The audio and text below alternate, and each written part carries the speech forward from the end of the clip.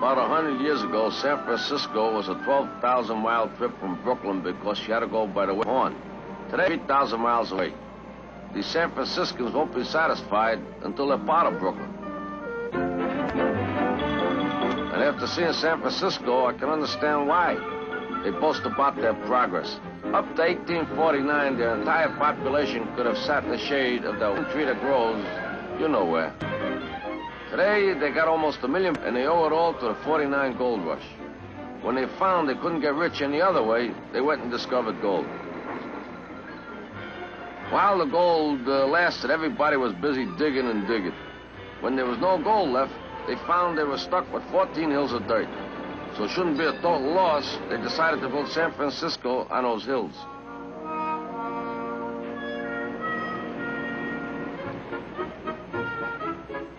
Since then, life has been an uphill struggle. And when you get down to it, it's another way of getting up in the world.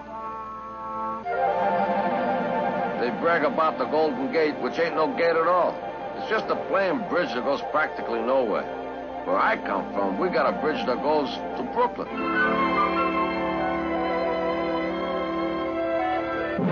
That rock out there is one place where you can make a federal case out of one visit. It's called Alcatraz. A pen with a lifetime guarantee.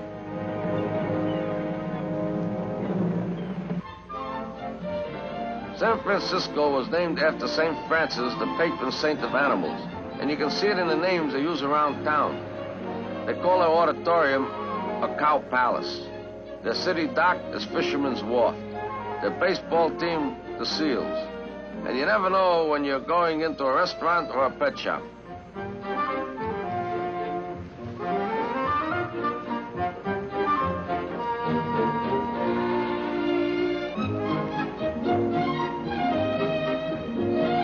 Nob Hill and Telegraph Hill are considered exclusive. To live there, you need 2 requirements: a pair of good lungs. The one thing that made San Francisco famous, they're doing away with. Its cable cars will pass. Not because of a shortage of streetcars, but because of a shortage of conductors with strong backs.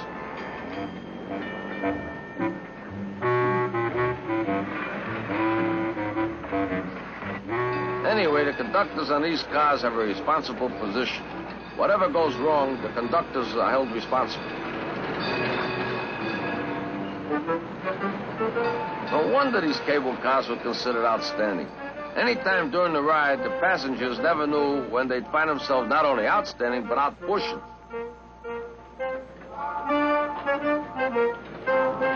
Maybe these people are used to being off their trolley, but not me.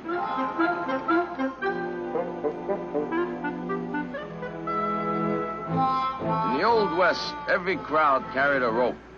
Here in Frisco, every rope carries a crowd.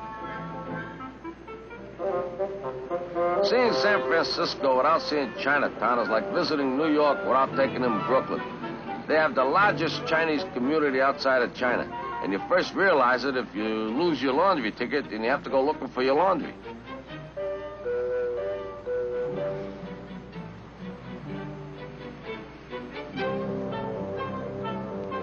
The Chinese population live here mostly under their own authority and in the customs of their ancestors.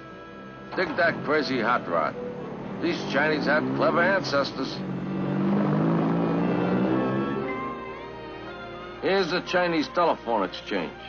I wonder if I can put in a call to Brooklyn.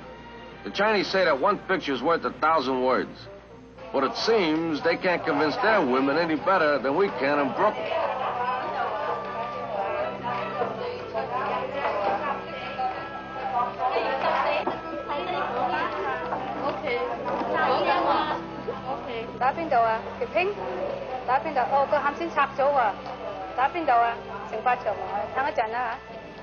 Sorry, no connection. Brooklyn, wrong number. Goodbye. How do you like that? Well, as Confucius say, if at first you don't succeed, try again. Maybe he heard of Brooklyn. I beg your pardon. Are you referring to that motley populated 84 square miles located in the county of Kings, saturated with 2,798,000 population, considered the 5th ranking industrial city in the United States, has a $5 million library, Coney Island, an abundance of cemeteries, Ebbetsfield, the home of them bums, and famous for one sickly little tree. Very sorry. Never heard of city of Brooklyn. Goodbye, please. He must be Confucius. In order to drive a car in San Francisco, the motorist has to be air-minded. It's the only town that goes in 6 directions: east, west, north, south, up and down.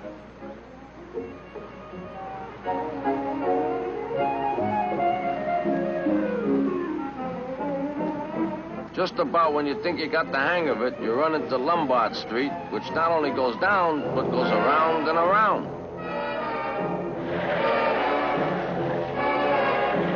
Lombard Street has the distinction of being the crookedest street in the world. Guess they never heard of Wall Street. This is where the cops test drunken drivers. If you can drive down without having an accident, they figure you must be drunk.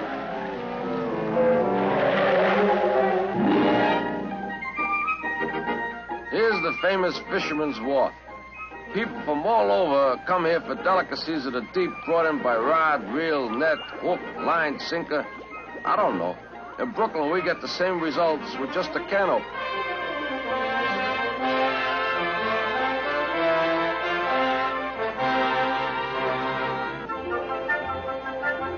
Nightlife in San Francisco sets a very high standard, and you first realize it when you get your check.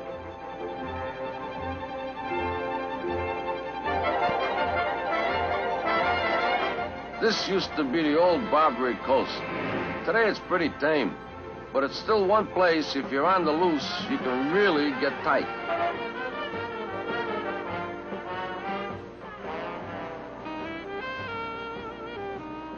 They do everything to make you feel at home. I can't understand it. What kind of homes do these people come from?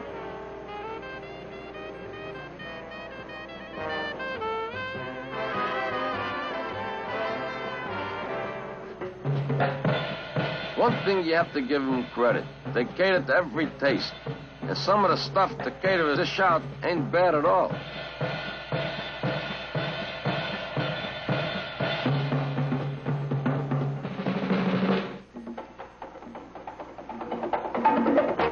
But it don't take the visitor long to discover that the most popular dishes in Chinatown are Oriental.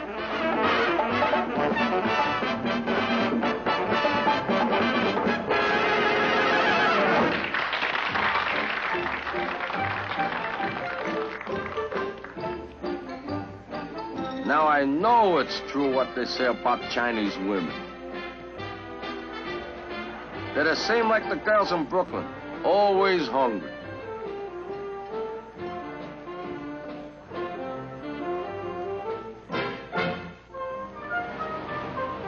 In order to get a bird's eye view of this town, you gotta be a regular mountain goat.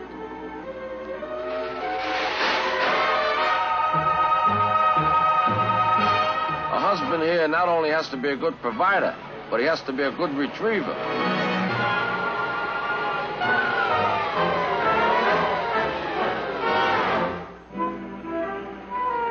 Their waterfront is called the Embarcadero. You can say what you will about San Francisco, but you have to admit one thing. It has everything any visitor could want, especially transportation back home.